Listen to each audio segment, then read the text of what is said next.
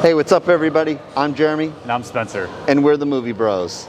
Coming at you live again from Cinepolis. In San Mateo, California. Now, before we get into the movie that we saw today, we're gonna go ahead and roll that intro.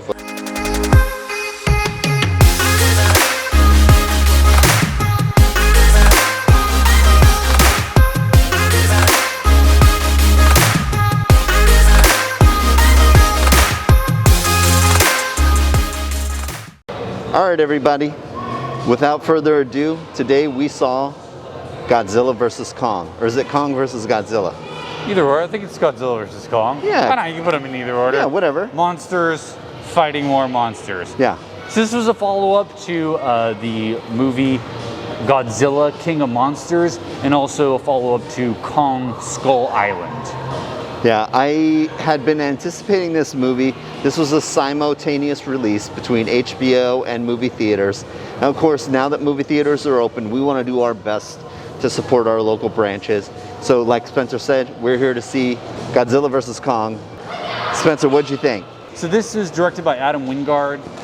It stars Alexander, I can't pronounce his last name, Millie Bobby Brown, and the little girl who's really the other star of the show, Kaylee Hoddle.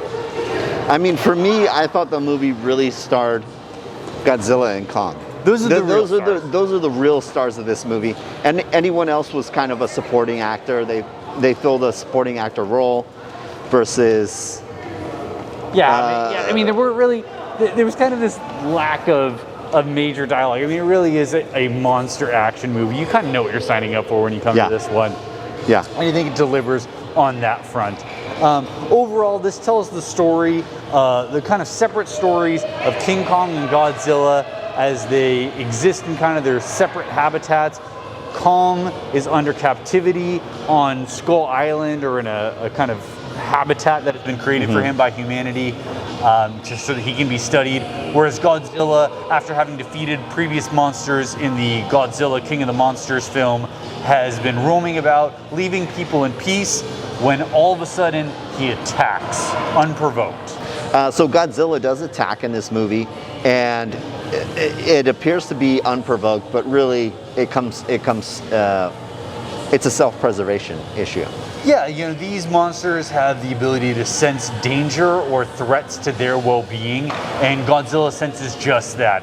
And we kind of get a little bit of a hint. It is at a scientific research facility for a major company in the film that's created kind of cutting-edge tech around the world, and has the aspiration to protect humanity from these titans through their own technology, right? Yeah. And it's no fault of anybody.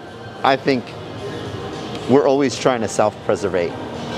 Yeah, I mean, you know, so full disclosure, I saw Kong Skull Island. I did not see Godzilla King of the Monsters, so I was missing some of the setup for this movie. So I'm not really sure what transpired in that film, other than Godzilla fighting some other monsters and kind of proving that he's the biggest and baddest. Yeah. But yeah, I mean, it would seem to reason that after humanity would witness such an event like that, that you would want to do something to have a contingency plan ready for if Godzilla ever decided to turn on us.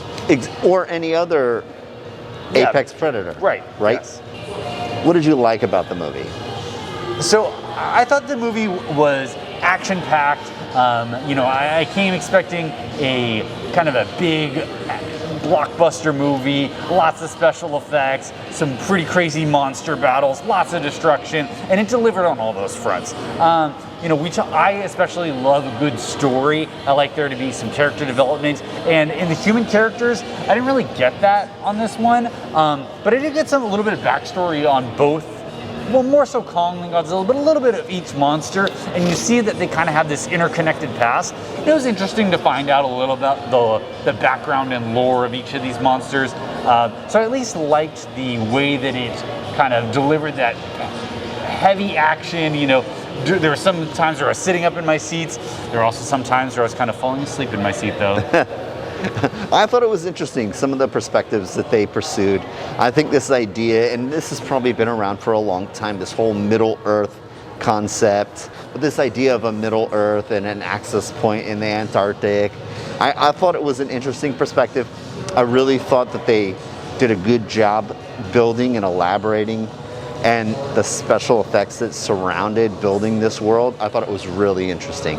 I liked it. I thought the movie was entertaining visually, and I thought there was a lot of action in it. I really liked it. I didn't think that the movie was more than what it needed to be. I thought it delivered exactly what you were expecting. I did think that a little bit of it was predictable. Yeah, I mean, so I'm not really a huge, I don't know a ton about the background of these things. I've seen some of the Godzilla movies, some of the Kong movies of the past, but I don't really know a ton about the lore of either of these characters. Yeah. So I didn't really know what to expect coming in, but I had a friend who kind of like loosely threw out a guess and hit the nail on the head for what was going to happen in this movie. And I think that speaks to the predictability of it. It really did kind of follow a very linear storyline. The setup kind of led you exactly where you thought it was going to go. And that's not necessarily a bad thing for this movie. I mean, I wasn't looking for some complex plot. Right. That being said, I did have a few issues with it. One, if you aren't aware of the backstory of kind of these characters or this universe, the monsterverse created by Legendary Films or Legendary Pictures, then you don't really know what's going on. Like the whole, God, now I'm forgetting. It's not Middle Earth, it's Deeper, no. That's gonna kill me. Anyways, something Earth. It's basically a planet within the planet. Yes. Yeah, a world within the planet. A world within the planet. It essentially is the Earth's core. You know, we theorize as humans what the Earth's core is. We don't really know. And this was kind of their theory of where these monsters or these titans or apex predators came from. I didn't like how much time was kind of devoted to some of this though, and like they had this kind of human side story where you're following a few human characters, and I didn't know any of their backgrounds. These are all new characters to me. I didn't find them to be very interesting. It kind of was just like there to guide you through maybe what led to some of the human technological developments, but I don't know. For me, it was just a little jumbled. It was kind of all over the place with that story. I loved the monster action and the monster fight scenes, but that was kind of my main takeaway from it. No, and I can't agree more. Like I said in the beginning, I felt like the two main stars were Godzilla and King Kong, 100%. and that everyone else was just a supporting actor. And they were essentially there to kind of, like you said, fill in a little bit of the gaps to kind of lead you to where the story was going. I almost felt like it was unnecessary, although they were trying to add a human element, which I completely understand. Right. They're trying to get you attached to what's going on. They're trying to get you to root for one of the titans. Team Kong. Yeah, totally. I was totally rooting for King Kong. Yes. And the movie, like I said, was otherwise kind of predictable, but enjoyable. It was entertaining. And that's exactly why you go to the movie, is to be entertained. It's, like you said, it wasn't something super complex. This wasn't Inception. This wasn't Interstellar. You don't need Neil deGrasse Tyson to explain to you the ending. This was a regular movie, very linear, leading you through an action adventure. Yeah, and it's a good family film. I mean, I think you can take your kids to this one. This is one where they can kind of sit back, enjoy it, just kind of take it for what it is. Yeah, let's just get right into it. Let's go ahead and score this one. What'd you give it? You know, overall for me, again, I don't know the background. I think there might have been a lot of kind of fanfare done in this one, where if you were a big fan of the franchise or you knew a lot about the characters, maybe there were a lot of tidbits for you there. I didn't have that. That wasn't there for me. I found a lot of the story to be kind of boring and kind of like just unnecessary. I love the monster action sequences. I could watch some more Kong Godzilla fights all day.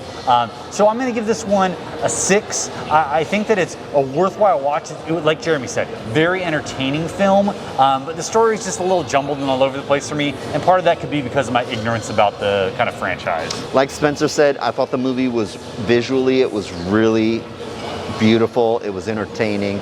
I loved the way it looked. The special effects was awesome. The fighting was amazing. Like you said, I would love to have Kong and Godzilla fighting in the background in my house on all of my monitors. Yeah. Any day of the week, no problem. But like Spencer said, you know, this movie otherwise wasn't super standout. I'm gonna give this one a 7. I still think it's worth seeing. I think it's worth seeing in a theater. I agree. And I say, you know, go give it a watch.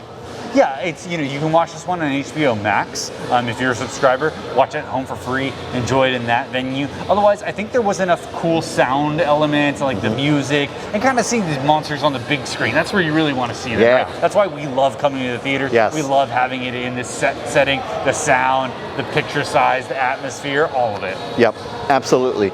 You guys heard it here on the Movie Bros. Make sure you check out Godzilla vs. Kong in theaters. Let us know if there's something you want us to see. Yeah, we got a ton of movies that we want to see this year. We think it's going to be a great year for cinema. We're hoping to put out a lot of movie reviews. We also are going to come to you soon with a top 10 list. We got to sort through all these things. I keep seeing more and more things that are coming out. I don't know if I'm going to narrow it down to 10. I'm going to have like special mentions, but we're going to have some top 10 lists coming to you shortly. That's it. You guys heard it here on the Movie Bros. Movie Bros out.